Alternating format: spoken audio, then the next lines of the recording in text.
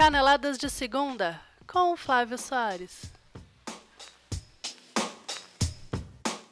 Com o fim do primeiro turno do Campeonato Brasileiro, é chegada a hora de uma avaliação do que foi o Brasileirão até o momento e o que podemos esperar nas próximas 19 rodadas. Eu sou o Flávio Soares e essas são as minhas caneladas de segunda para o Ganhador.com.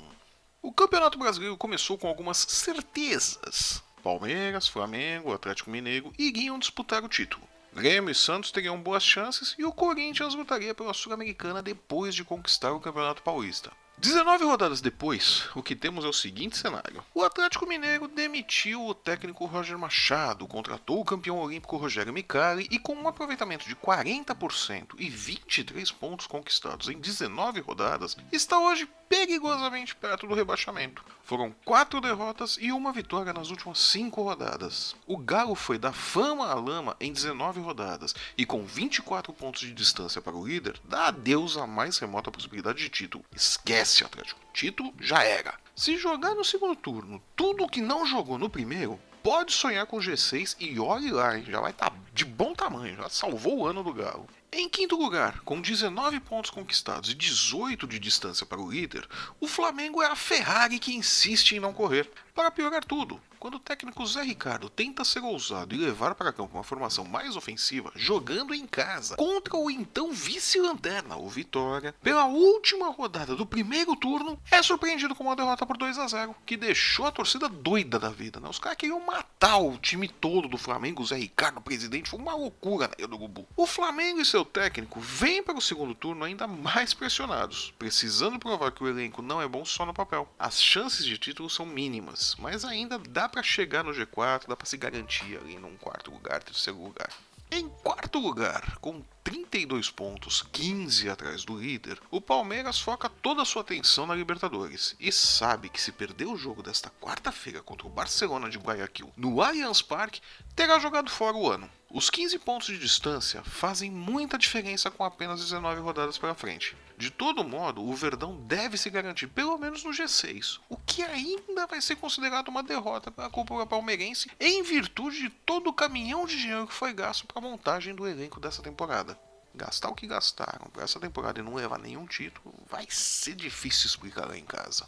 12 pontos atrás do líder, em terceiro lugar, o Santos segue fazendo o campeonato que dele se esperava. O empate contra o Avaí no domingo diminuiu bastante suas possibilidades de título, mas a equipe deve se confirmar no G4 ao fim do segundo turno e garantida na Libertadores de 2018. Tudo mais ou menos dentro do esperado para o Santos, que trocou o técnico Dorival Júnior por Levir Coupe depois da derrota de 2-0 para o Corinthians. No Campeonato Brasileiro, claro. Na vice-liderança, o Grêmio segue mantendo a distância de 8 pontos para o líder. A distância já chegou a ser 6 pontos, mas dividindo sua atenção em 3 campeonatos, o Grêmio precisa decidir qual é a competição mais importante e priorizá-la. Ou então vai correr o risco de não ser campeão em nenhuma.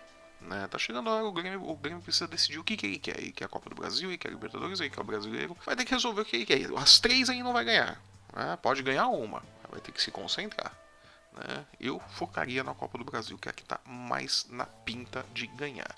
Mas enfim, eu não sou o Grêmio. Isolado da liderança e com um futebol cada vez mais consistente, o Corinthians é, no momento, o único time que depende apenas de si para ser campeão. Nada de combinação de resultados ou esperar que alguém despenque. Vai despencar! Ao Corinthians basta administrar a vantagem de 8 pontos que tem para o Grêmio por mais 16 ou 17 rodadas e pronto. Campeão brasileiro mais uma vez. Flamengo, Grêmio, Santos, Palmeiras, Atlético Mineiro, todos os pesos pesados do Brasileirão desperdiçaram a chance de derrubar o Corinthians no primeiro turno. E a pergunta que fica é, alguém vai conseguir no segundo? Porque neste momento, embora todo mundo saiba que o Corinthians está longe de ser imbatível, mas muito longe, não é imbatível mesmo, derrotá-lo parece uma tarefa acima da capacidade dos clubes que disputam a Série A do Brasileirão. E as emoções do segundo turno devem ficar mesmo para a luta para fugir do Z4. Tivesse o Brasileirão se encerrado neste domingo, São Paulo, Vitória, Avaí e Atlético Goianiense estariam rebaixados. Lutam para se manterem longe da degola o Atlético Mineiro, Bahia e Chapecoense. Com um jogo a menos, a Ponte Preta, que hoje é a 15ª colocada, pode sair dessa briga feia. Então, por enquanto, eu mantenho a Ponte fora disso até que seja realizado o jogo contra o Fluminense, que foi adiado em função do falecimento do filho do Abel Braga. Voltando ao campeonato, pior situação é a do São Paulo. Com um time ruim e uma melhora muito sutil dos tempos em que era treinado por Rogério Ceni, o time do Morumbi parece ainda não ter percebido que a sua luta hoje é para ficar entre a 16ª e a 13ª posição. Só isso. O time não tem, hoje, futebol para ir além disso. E pelo que jogou ontem contra o Bahia, parece não ter futebol nem para isso. O São Paulo terá mais 19 rodadas para fazer tudo o que não fez nas primeiras 19. Ou confirmar de vez o passaporte para a Série B. Joga a Série B em 2018, volta bonitinho em 2019. Ou fica passando vergonha como o Inter ficou passando aí até um tempinho atrás também na Série B, né? A Chapecoense também é outra equipe que tá doida para disputar a Série B em 2018. Nossa senhora, estão fazendo uma força desgraçada. A equipe demitiu Wagner Mancini por conta dos resultados ruins. Com o Vinícius Eutrópio, nada mudou. E apenas 3 pontos separam a Chape do Z4.